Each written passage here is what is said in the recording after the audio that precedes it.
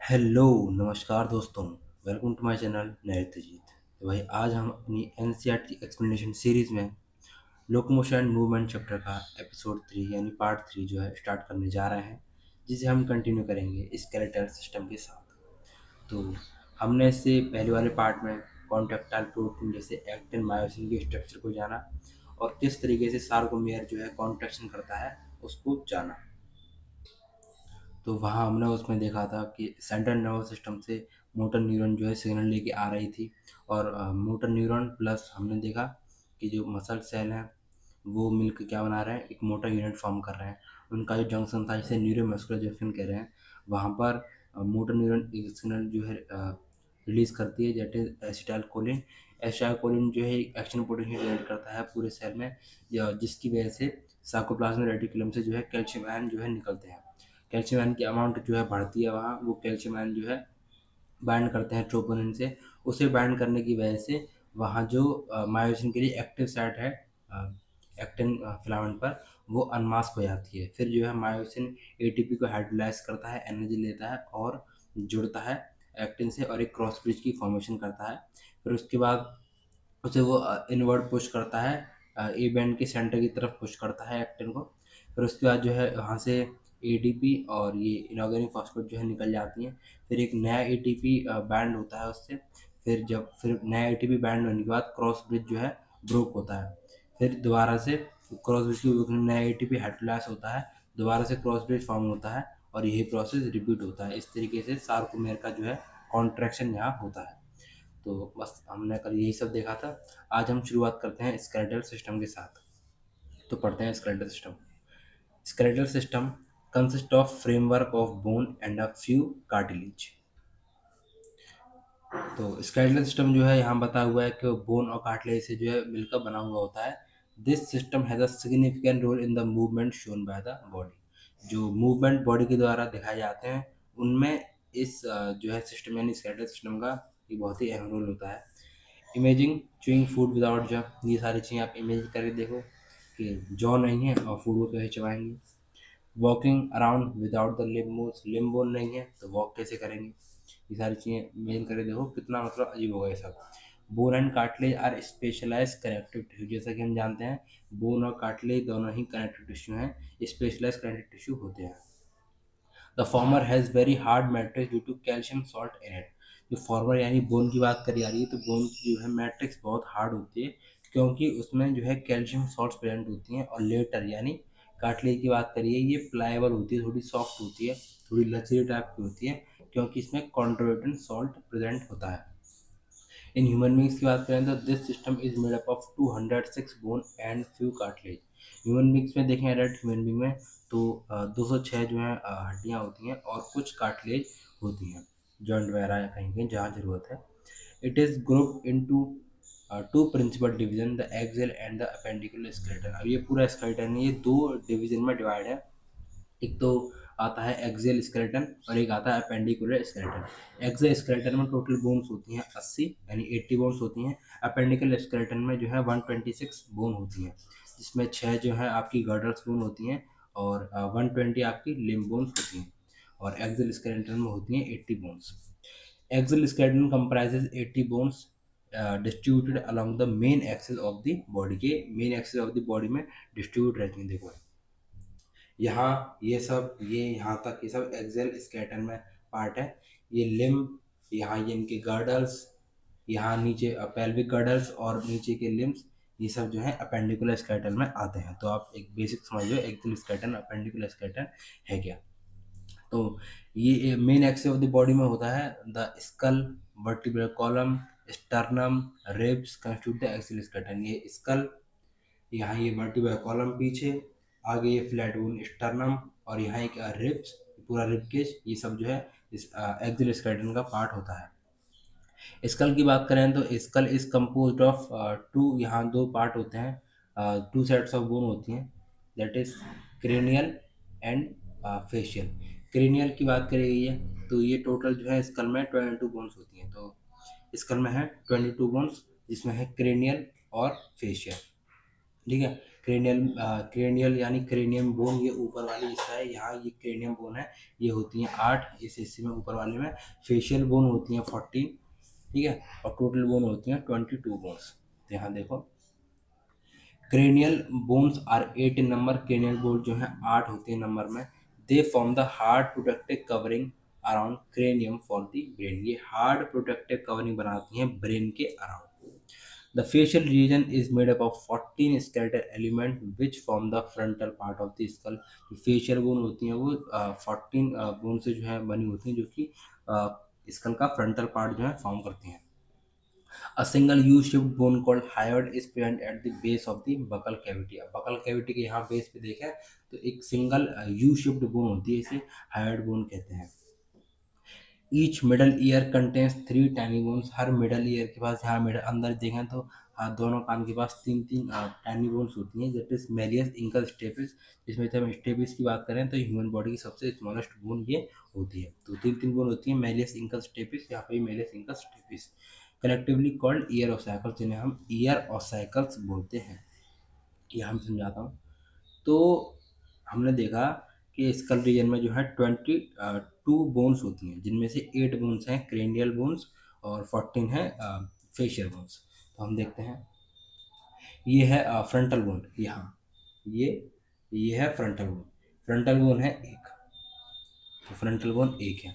उसके बाद यहाँ आएंगी ये 2 पैराइटल बोन, ये 2 पैराइटल बोन है, ये 2 पैराइटल बोन है। उसके बाद यहाँ आएंगे ये 2 टेम्पोरल बोन है, ये 2 टेम्पोरल बोन है। फिर उसके बाद एक यहाँ ये एक ऑसिपिटल बोन है, ऑसिपिटल बोन है। और यहाँ ऑसिपिटल कॉर्नल होते हैं, कांटे स्ट्रक्चर होते हैं इसी ऑसिपिटल बोन में, जो 2 होते हैं वो ऐसे, तो इसे डायकॉर्नल स्कल भी इसकी वजह से कहते हैं, जो कि जॉइन करने में वर्टिब्रल कॉलम से हेल्प करते हैं, ठीक है। तो ये ऑसिपिटल कॉर्नल जो है ऑसिपिटल बोन का ही पार्ट होता है। तो यहाँ देखो, और अगली बोन यहाँ होती है, यहाँ ये पूरी यहाँ से लेकर यहाँ तक ये जो है एक बोन है, दैट इज स्फेनॉइड। अगली यहाँ है, यहाँ आँख से अंदर जाएंगे तो पूरी स्कल रीजन में जाएगी, तो ये है एथमॉइड, ये भी एक होती है। ऐसे करके जो है पूरे जो क्रेनियल की जो है 8 बोन फॉर्म होंगी, दैट इज 1 2 3 4 5 6 7 8, ऐसे 8 जो है क्रेनियल बोन फॉर्म होती है, that is ethmoid bone, sphenoid bone, frontal bone, parietal bone, temporal bone, occipital bone. तो ये सारी चीज़ें जो है क्रेनियल बोन्स जो है फॉर्म कर रही हैं। उसके बाद नेजल बोन होती हैं 14, यहाँ कुछ दी हुई है, ऐसे यहाँ ये लैक्राइमल बोन दिया हुआ है, नेजल बोन, ये ज़ाइगोमैटिक बोन जो कि चीक की होती है, ये मैक्सिला, मैंडिबल, ये हेड बोन यू शेप्ड होती है base of the buccal cavity पर। तो ये आपको जो है याद रखने हैं। आगे देखते हैं, तो यहाँ वही चीज़ बताई गई है, क्रेनियल और फेशियल की जो टोटल कलेक्टिवली 22 बोन्स होती हैं, और जिनमें से 8 जो है क्रेनियल बोन है, 14 फेशियल बोन है। फिर यहाँ बताए हुए दे फॉर्म, ये हार्ड कवरिंग जो है फॉर्म करती हैं क्रेनियम की for the brain. Facial region जो है 14 स्केलेटल बोन होती हैं यहाँ, form the frontal part of the skull. और उसके बाद एक सिंगल यू शेप्ड बोन होती है यहाँ, दैट इज हायोइड बोन, ये बेस ऑफ बकल कैविटी पे एंड होती है। ईच मिडल ईयर में जो है 3 टाइनी बोन होती है, that is malleus single stapes, जिन्हें ईयर ऑसाइकल्स कहते हैं। स्कल रीजन जो है आर्टिकुलेट करता है with the superior region of the vertebral column, superior region of the vertebral column with the help of 2 occipital condyle, इसकी वजह से डायकोंडाइल स्कल होता है। ये occipital condyle जैसे मैंने आपको डायग्राम बताया जो है, यहाँ occipital बोन है, ये occipital बोन है, यहीं से जो है ये occipital condyle स्ट्रक्चर जो है फॉर्म है, ये 2 होते हैं, और इन्हीं की वजह से जो है स्कल रीजन जो है आर्टिकुलेट करता है किससे, वर्टिब्रल कॉलम से, वर्टिब्रल कॉलम से जुड़ता है with the help of these 2 occipital condyle। इन्हीं की वजह से जो है स्कल को डायकॉन्डाइलिक स्कल भी बोलते हैं। आगे देखते हैं, और वर्टिब्रल कॉलम की बात करें जो है, हमने इसका जो है कमिट कर लिया है। वर्टिब्रल कॉलम की बात करें तो यहाँ is formed by 26 serially arrange units called vertebra. यहाँ 26 सीरियली अरेंज यूनिट होती हैं ना, वर्टिब्रा कहते हैं। तो ये वर्टिब्रल कॉलम है, 1 2 3 4 5 6 7 8 9 10, ऐसे करके पूरी जो है 26 यहाँ होती हैं। 26 क्या होती हैं, वर्टिब्रा होती हैं। और ये कहाँ होती हैं वर्टिब्रल कॉलम, जैसा कि जानते हैं हम डॉर्सली डोर्सल साइड में होता है, जो डोर्सली प्लेस होता है। It extends from the base of the school and constitute the main framework of the trunk. ये कहाँ से, स्कल के बेस से पूरी मेन फ्रेमवर्क जो है फॉर्म करता है। Each vertebra has central hollow portion that is neural canal. तो हम जानते हैं हर वर्टिब्रा में सेंट्रल हॉलो पोर्शन होता है जिसे न्यूरल कैनाल कहते हैं, through which the spinal cord pass. अब देखो भाई, इसी सी सादा सी बात है, ब्रेन की कवरिंग के लिए क्या है, क्रेनियम है, और यहाँ स्पाइनल कॉर्ड की कवरिंग के लिए वर्टिब्रा कॉलम है, through which the spinal cord passes. First vertebra is the atlas, पहली वर्टिब्रा का नाम दिया हुआ है एटलस, जो कि याद रखना है। उसके बाद एक्सेस होती है, and it articulates with the occipital condyle, और ये ऊपर जो है कि पहली वर्टिब्रा है, इसके ऊपर जो है ऑसिपिटल कॉन्डल होंगे, इनसे आर्टिकुलेट रहती है। The vertebra column is differentiated into, vertebra column यहाँ इनकी गिनती बताई हुई है, ये जो 26 हैं, इनमें से जो पहली 7 होंगी वो है सर्वाइकल, पहली 7 होंगी सर्वाइकल जो कि नेक रीजन में होंगी। उसके बाद थोरेसिक आएंगी, यहाँ थोरेसिक रीजन है पीछे डोर साइड में, वो थोरेसिक वर्टिब्रा होंगी, दैट इज 12। उसके बाद एब्डोमिनल रीजन में आएंगी, दैट इज लंबर वर्टिब्रा, वो होती है 5। फिर उसके बाद एब्डोमिनल रीजन से और नीचे आएंगी, एक होगी सैक्रल जो कि फ्यूज होती है, पहले इसमें 4 बोन होती है, बाद में एडल्ट स्टेज में ये फ्यूज होकर एक बन जाती है, ठीक है। और एक होती है कॉक्सिजियर, ये भी फ्यूज होती है। तो यही बात है, 7 सर्वाइकल, 12 थोरेसिक, 5 लंबर, एक सैक्रल, एक कॉक्सिजियर। आगे देखते हैं। और ये कहाँ से, स्कल से स्टार्ट कर रही होती हैं, नीचे तक जा रही होती हैं, एक पोर्शन तक। The number of cervical vertebra are 7 in almost all mammals. तो ये सर्वाइकल जो है वर्टिब्रा 7, ज़्यादातर सभी मेमल्स में 7 ही होती हैं cervical vertebra, including human beings से भी 7 ही हैं। The vertebra column protects the spinal cord. अब जैसे कि हम जानते हैं वर्टिब्रा कॉलम जो है स्पाइनल कॉर्ड को प्रोटेक्ट करता है, हेड को सपोर्ट करता है, and serve as the point of attachment for the ribs and musculature of the back.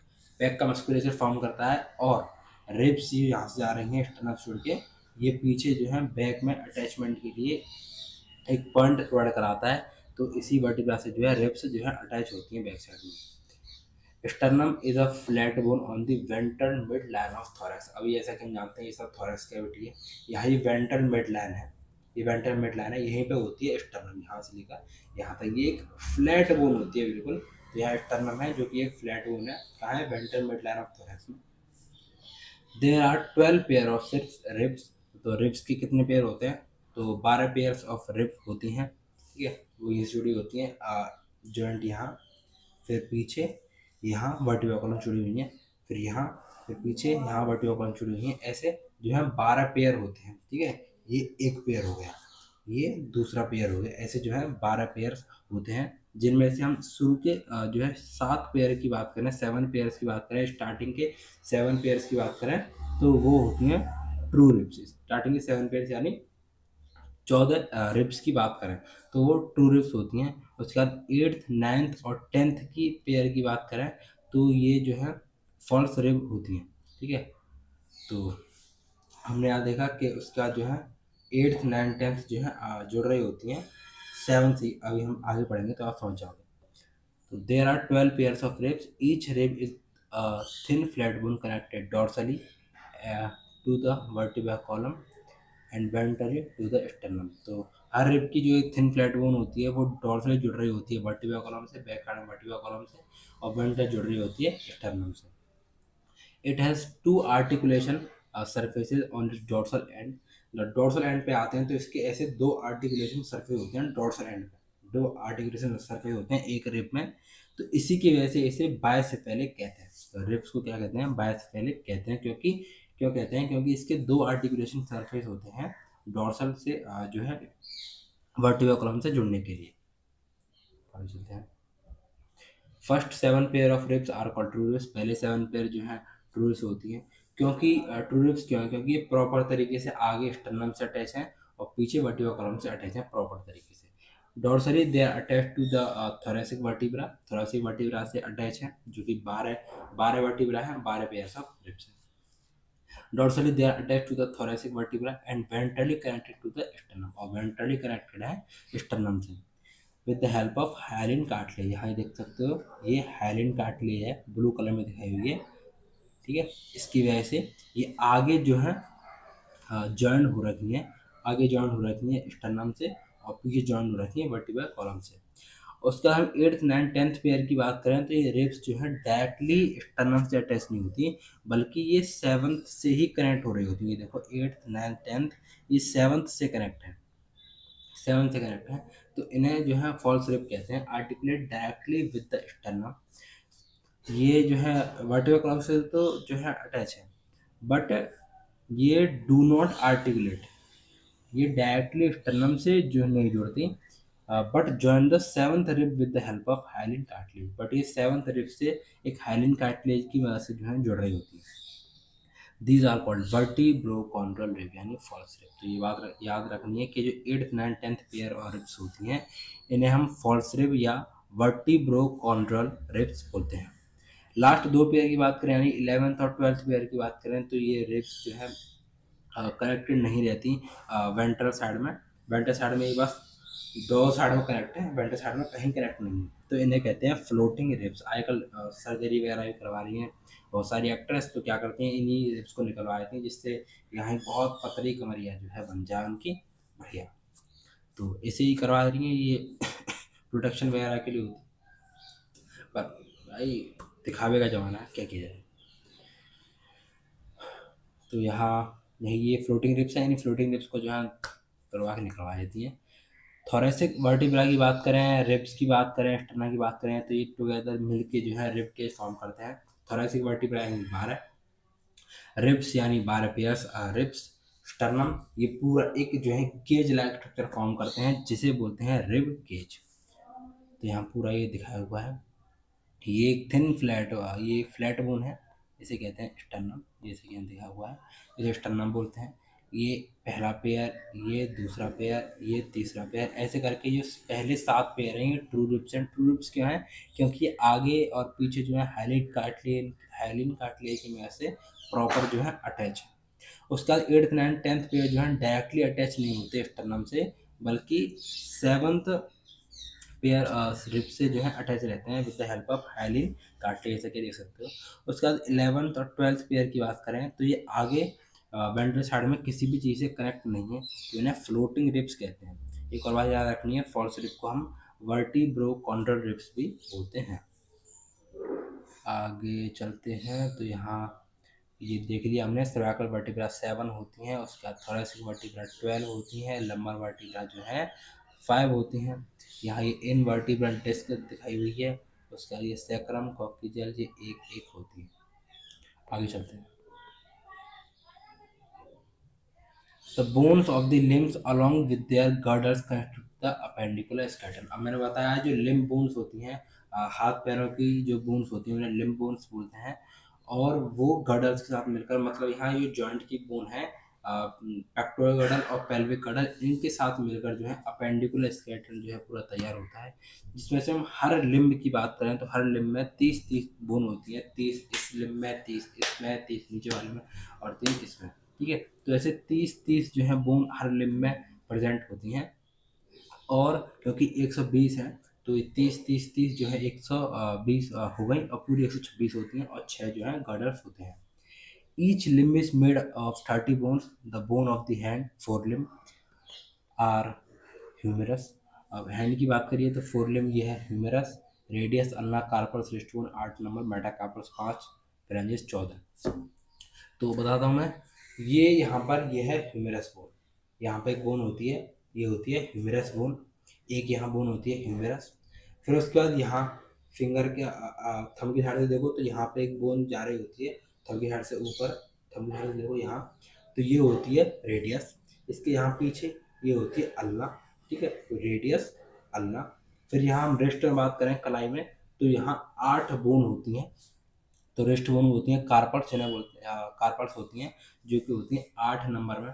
उसके बाद यहाँ मेटाकार्पल्स की बात करें, इनमें ये मेटाकार्पल्स ये होती हैं मेटाकार्पल्स 5 नंबर, यहाँ से हर एक फिंगर में जा रही होती है 5 नंबर मेटाकार्पल्स। उसके बाद फेलेंजिस यानी फिंगर डिजिट्स की बात करें, तो यहाँ फिंगर में जो है टोटल की बात करें तो सभी में मिला के जो है 14 बोन जो है होती हैं। तो इस प्रकार से पूरी 30 बोन बनती हैं। यहाँ एक ह्यूमेरस, थंब साइड से ये रेडियस, यहाँ पीछे अल्ना, सॉरी रेडियस और ये अल्ना। उसके बाद यहाँ कार्पल्स 8 होती हैं नंबर में। उसके बाद 5 मेटाकार्पल्स और 14 जो है फेलेंजिस होती हैं। यही चीज़ है यहाँ, दोनों हाथों में ऐसा ही होता है, एक में है दूसरे में ऐसा ही होगा। ठीक है। फीमर की बात करिए फिर जो है नीचे वाले लिम्ब की बात करिए तो यहाँ फीमर होती है जो कि थाई बोन होती है, लॉन्गेस्ट बोन होती है। उसके बाद जो ऊपर वाली होती है वो होती है टिबिया। नीचे वाली जो होती है उसके नीचे मतलब घुटने से नीचे जो है ऊपर वाली पोर्शन, ठीक है, वो होती है टिबिया। और उसके पीछे वाली जो है वो होती है फिबुला। टिबिया एंड फिबुला होती है। टार्सल होती है, एंकल बोन होती है जो कि 7 इन नंबर होती है। मेटाटार्सल जैसे यहाँ है ऐसी वहाँ पैर में होती है, वही 5 नंबर होती हैं। और वहाँ पे फेरेंजिस जो है 14 इन नंबर होती हैं। इसकी बात हो रही है, हैंडलिंग की बात हो रही है। ठीक है। तो यहाँ पे ये डायग्राम जो है दिखाया हुआ है। तो ये पहली जो है ह्यूमरस दिखाई हुई है, ये ह्यूमरस है। उसके बाद ये थंब साइड से ये है, ये ये रेडियस है। उसके बाद इसके पीछे ये वाला पोर्शन ये अल्ना है। ये रेस्ट बोन है जो कि 8 नंबर होती हैं, ये कार्पल्स हैं। उसके बाद ये यहाँ पर जो है मेटा कार्पल्स जो है दिखाए हुए हैं जो कि 5 नंबर होती हैं। फिर उसके बाद ये सब फिंगर्स की हैं, ये जो है फेलेंजिस है, ये 14 इन नंबर होती हैं। ठीक, गॉट इट। तो ये सारी चीज़ें जो है फोर लिम्ब में बोन होती हैं। उसके बाद हमने हैंड लिम्ब देखा है। तो हैंड लिम्ब यहाँ दिखाया हुआ है, उसके ये रहा। तो हैंड लिम्ब में ये लॉन्गेस्ट बोन होती है thigh bone, that is femur. उसके बाद यहाँ ये है पटिला बोन होती है, एक कप शेप्ड होती है, नी को वेंट्रल साइड से जो है कवर करती है। ये यहाँ टिबिया दिखाई हुई है, ये उसके पीछे फीबुला होती है पतली। यहाँ टार्सल होती हैं, 7 इन नंबर होती हैं, याद रखना है। वहाँ कार्पल्स 8 इन नंबर है, टार्सल 7 इन नंबर है, मेटाटार्सल 5 होती हैं और फेरेंजिस जो है 14 ही होती हैं। उसके बाद हम आगे देखते हैं। अ कप शेप्ड बोन होती है called patella cover the knee ventrally, इसे नी कैप बोलते हैं, ऐसा कि मैंने नहीं बताया। पेक्टोरल और पेल्विक गर्डल होती हैं, जैसे कि हमने जो है लिम्ब बोन्स जो है देख लिए हैं। और हम गर्डल्स की बात करें तो पेक्टोरल गर्डल यहाँ होते हैं, पेक्टोरल गर्डल। और नीचे जो है पेल्विस में पेल्विस रीजन में पेल्विक गर्डल होते हैं।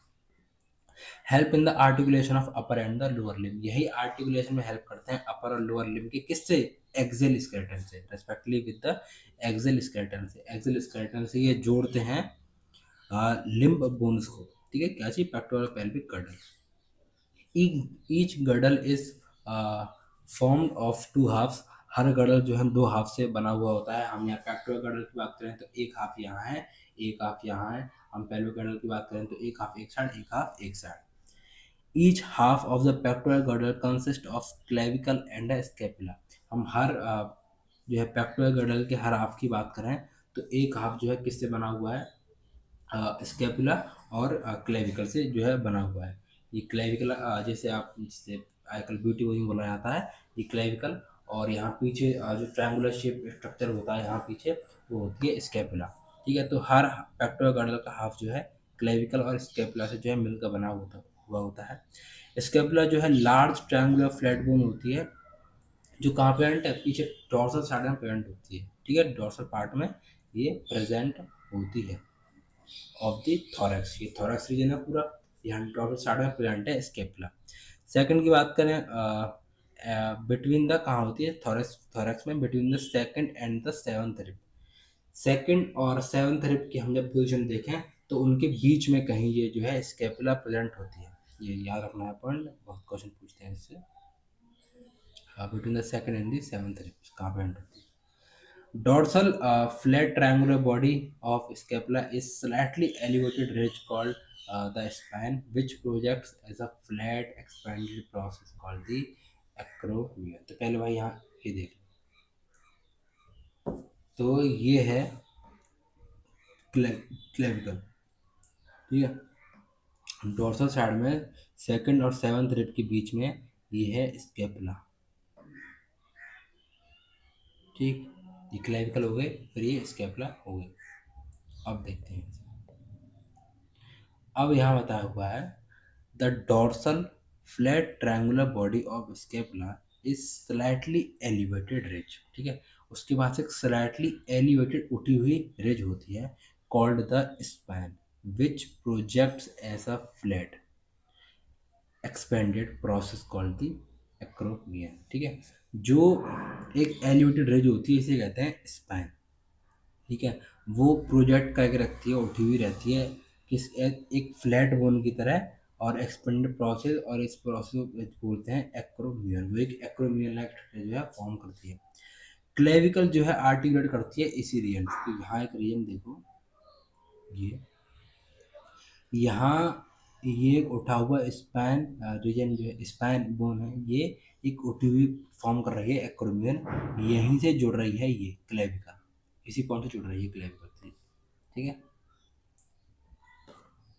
Below the acromion is a depression called glenoid cavity. इसी एक्रोमियन की हम नीचे बात करें तो एक डिप्रेशन होगा जिसे कहते हैं glenoid cavity which articulate with the head of the humerus to form the shoulder joint. जहाँ जो है ह्यूमरस का जो है हेड ज्वाइन करेगा उसी ग्लिनॉइड कैविटी में और फॉर्म करेगा शोल्डर के जॉइंट को, तो यही यहाँ एक ग्लिनॉइड कैविटी होगी, यहाँ एक ग्लिनॉइड कैविटी होगी जहाँ जो है ये जहाँ जो है ह्यूमरस का हेड जो है ज्वाइन कर रहा है, ठीक है। यहाँ ह्यूमरस का हेड ज्वाइन कर रहा है और फॉर्म कर रहा है ये पूरा शोल्डर जॉइंट फॉर्म हो रहा है, ठीक। Each clavicle is a long cylinder bone with to curvature है। क्लेविकल जो है लॉन्ग सिलेंडर बोन होती है, इसके दो कर्वेचर दो जॉइंट्स होते हैं, ठीक है। This bone is commonly called the collar bone, और इसे कॉलर बोन कहते हैं कॉमनली। अब बात करते हैं पेल्विक गर्डल के बारे में। तो pelvic girdle consist of two coxal bones. Pelvic girdle में दो कॉक्सल बोन्स प्रेजेंट होती हैं, ठीक है। एक राइट साइड में एक लेफ्ट साइड में, ठीक है। Each coxal bone is formed by the fusion of three bone. अब ये कॉक्सल बोन है, एक एक की बात हो रही है, पर ये एक बोन जो है तीन बोन के फ्यूजन से बनी है, that is ilium ischium and pubis. तो यहाँ देखते हैं डायग्राम में, तो यहाँ एक साइड की कॉक्सल बोन दिखाई हुई है जो कि किसके फ्यूजन से बनी है, तीन बोन के फ्यूजन से जो है फॉर्म है, ठीक है। उन तीन बोन का नाम बता हुआ है। तो यहाँ ये है इलियम, ये इलियम बोन है, ठीक है। ये जा रही है ये वाला पोर्शन, ये है प्यूबिस, ये प्यूबिस, और ये गोलाई में ये पोर्शन दिखा हुआ है बोन का, ये है स्किम। तो ये इलियम स्किम प्यूबिस, इन तीन बोन से जो है फ्यूज होके जो है एक कॉक्सल बोन फॉर्म होती है। तो इसका यहाँ ये सैक्रम बताया हुआ है जो कि वर्टिब्रा कॉलम का पार्ट है। ऐसा ही सेम इस साइड होगा, ठीक है, ठीक। आगे देखते हैं। तो each coxal bone is formed by the fusion of three bones, that is ilium, ischium and pubis. At the point of fusion of the above bone is a cavity called acetabulum to which the thigh bone articulate। अब यहाँ बात करें कि उस point पे जहाँ ये तीनों बोन जो है फ्यूज कर रही होती हैं, तीनों अबव बोन यानी इलियम स्कैम प्यूबिस जो है फ्यूज कर रही होती हैं, वहाँ एक पॉइंट पे एक कैविटी फॉर्म हो जाती है, जैसे कि हम पेक्टोरल गार्डन में पढ़ रहे थे।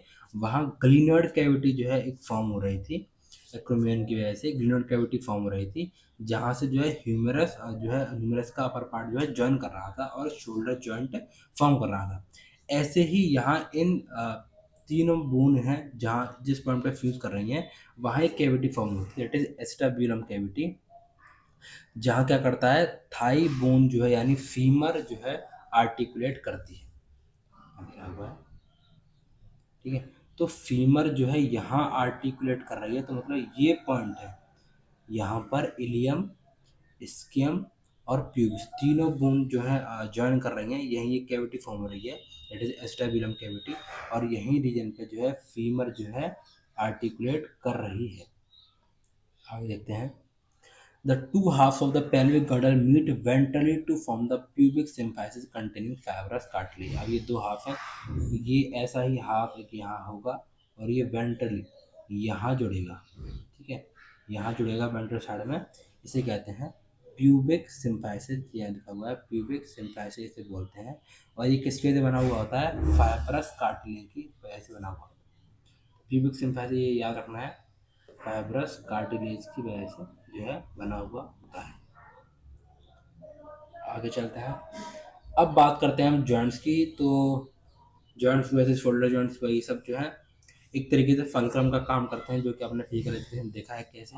तो joints are essentially for all types of movement involving the bony parts of the body. Locomotive movement are no exception to this, ठीक है। तो यहाँ लोकोमोटिव मूवमेंट में कोई एक्सेप्शन नहीं है इनके साथ। Joints are points of contact between bones और बिटवीन बोन्स एंड कार्टिलेज। तो जॉइंट्स वही एक पॉइंट ऑफ कांटेक्ट है दो बोन्स के बीच में या बोन्स और कार्टिलेज के बीच में। Force generated by the muscle is used to carry out movement through joint, ठीक है। जो मसल के द्वारा फोर्स लाई जाती है वो इन्हीं जॉइंट्स के द्वारा आगे फर्दर कैरी आउट करी जाती है। Where the joints act as fulcrum, जैसे कि जॉइंट जो एक फलक्रम की तरह एक्ट करता है, ऐसे किसी चीज़ हम देखा है ये, ठीक है। तो ये क्या है, फलक्रम है और यहाँ मस्त अपना झूलो, ठीक है। तो ये फलक्रम की तरह जो है जॉइंट एक्ट करता है। The movability at these joint very depending on different factor. अब इन जॉइंट की मूवेबिलिटी कितनी होगी ये डिफरेंट डिफरेंट फैक्टर पर डिपेंड करता है कि ये जॉइंट किस टाइप का जॉइंट है और कौन सी जगह पर है। Joints have been classified into three major structural forms, namely fibrous, cartilaginous and synovial joint. तो तीन मेन डिफरेंट फॉर्म में जो है जॉइंट को क्लासिफाई किया गया है, that is fibrous joint, cartilaginous joint and synovial joint. सबसे पहले बात करते हैं फाइब्रस जॉइंट की। तो फाइब्रस जॉइंट में कोई भी मूवमेंट अलाउ नहीं है। फाइब्रस जॉइंट, अगर यहाँ फाइब्रस जॉइंट है वहाँ कोई भी मूवमेंट नहीं होता। This type of joint is shown by the flat skull bone which fuse end to end with the help of dense fibrous connective tissue. अब जैसे मैंने आपको बताया फ्रंटल, पैराइटल, टेम्पोरल, ऑसिपिटल, इनके बीच में ये जॉइंट थे जो लाइन दिखाई हुई है। यहाँ देखो ये जो जॉइंट है, ये जॉइंट है, ये जॉइंट है, ठीक है। ये किससे बना हुआ है, ये डेंस फाइब्रस कनेक्टिव टिश्यू से जो है बना हुआ है, ठीक है। तो फाइब्रस जॉइंट्स, यहाँ कोई मूवमेंट नहीं होता, कोई मूवमेंट तो नहीं होता कि यहाँ फ्रंटल सरक गई, यहाँ ये है लैटरल सरक गई, टेम्पोरल सरक गई, ऐसे कुछ होता नहीं है। तो यहाँ जो है कोई मूवमेंट अलाउ नहीं है। तो this type of joint is shown by the flat skull bones which fuse end to end with the help of dense fibrous connective tissue in the form of sutures। किस form में, sutures की form में, to form the cranium से cranium form होता है। हम cartilaginous joint की बात करते हैं। तो कार्टिलेजिनस जॉइंट तो आपने अभी देखा कि जो है रिब्स जो है वेंट्रली डॉर्सल किसकी वजह से जुड़ रही है, कार्टिलेज की वजह से जुड़ रही हैं। तो इसी जहाँ कार्टिलेज की वजह से जॉइंट हो रहा है उसे कार्टिलेजिनस जॉइंट बोलते हैं। The bones involved are joined together with the help of cartilage. The joint between the adjacent vertebra in the vertebral column of this is of this pattern. It permits limited movement. और यहाँ cartilage, अब जैसा कि हम जानते हैं cartilage जो है प्लायबल होता है, तो यहाँ कुछ लिमिटेड मूवमेंट जो है अलाउ होता है। और ये यहाँ बता हुआ है कि एडजेसेंट वर्टिब्रा होती हैं वर्टिब्रल कॉलम में, उनके बीच में भी जो है कार्टिलेज जॉइंट होता है। बात करते हैं सिनोवियल जॉइंट की। तो सिनोवियल जॉइंट होता है, is characterised by the presence of fluid filled synovial cavity. तो यहाँ एक सिनोवियल कैविटी होती है जिसमें फ्लूइड फिल्ड रहता है, उसकी वजह से ये जॉइंट को जो है हम पहचानते हैं, ठीक है। तो जहाँ जॉइंट है वहाँ फ्लूइड फिल्ड रहता है, इसे सिनोवियल फ्लूइड बोलते हैं। Articulating surface of the two bones, यहाँ दो बोन का सर्फेस जो है आर्टिकुलेट रहता है। Such an arrangement allows considerable movement, यहाँ जो है ठीक ठाक मूवमेंट जो है होता है सिनोवियल जॉइंट की वजह से। These joint help in locomotion and many of other movement. तो भाई देखो यहाँ ठीक ठाक मोशन हो रहा है, मतलब यहाँ जो है वहाँ जॉइंट है, सिनोवियल जॉइंट है, ठीक। Ball and socket joint between humerus and pectoral, यहाँ बॉल एंड सॉकेट जॉइंट होता है किसके, ह्यूमरस और पेक्टोराल के बीच में। यहाँ पर भी जो है ठीक ठाक जो है जॉइंट हो रहा है। और यहाँ कौन सा जॉइंट है, सिनोवियल जॉइंट, ठीक है, जिसका नाम है बॉल एंड सॉकेट जॉइंट। ये क्या होता है, ह्यूमरस और पेक्टोराल के बीच में, ठीक है।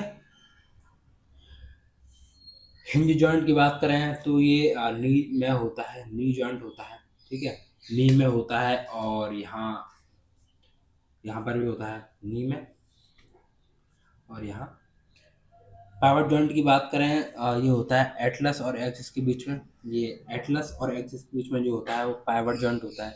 ग्लाइडिंग जॉइंट की बात करें तो ये कार्पल्स के बीच में जो है ग्लाइडिंग जॉइंट होता है।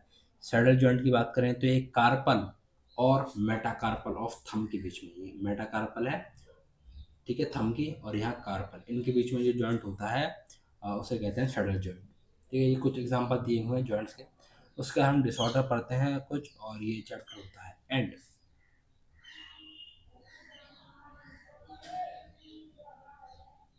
Disorder of muscular and skeletal system. Myasthenia gravis, ठीक है, मैस्थेनिया ग्रेविस सबसे पहला इंपॉर्टेंट पॉइंट, ये ऑटो इम्यून डिसऑर्डर होता है, मतलब अपना इम्यून सिस्टम अपने आप को ही जो है नुकसान पहुंचा रहा है कुछ न कुछ गड़बड़ी के कारण। क्या होता है इसमें? ऑटो इम्यून डिसऑर्डर होता है अफेक्टिंग न्यूरोमस्कुलर जंक्शन। यहाँ क्या होता है, न्यूरोमस्कुलर जंक्शन है वो अफेक्ट कर जाता है, मतलब मोटर न्यूरॉन और जो सार्कोलेमास जंक्शन है वो इफेक्ट कर जाता है, उसमें प्रॉब्लम हो जाती है। तो ये ऑटो इम्यून जो है डिसऑर्डर होता है। इसकी क्या होता है, मसल फटीग होती है, वीकनिंग होती है, पैरालिसिस आती है स्केलेटल मसल। उसका मस्कुलर डिस्ट्रॉफी की बात करते हैं तो ये जेनेटिक डिसऑर्डर होता है। ठीक है, यहाँ क्या होता है, मसल जो है डीजेनेरेट करती रहती है, मसल जो है डीजेनेरेट करती जा रही हैं, मसल में प्रॉब्लम होती आ रही है, तो इसे मस्कुलर डिस्ट्रॉफी कहते हैं। ये क्या था डिसऑर्डर है, ये जेनेटिक डिसऑर्डर होता है।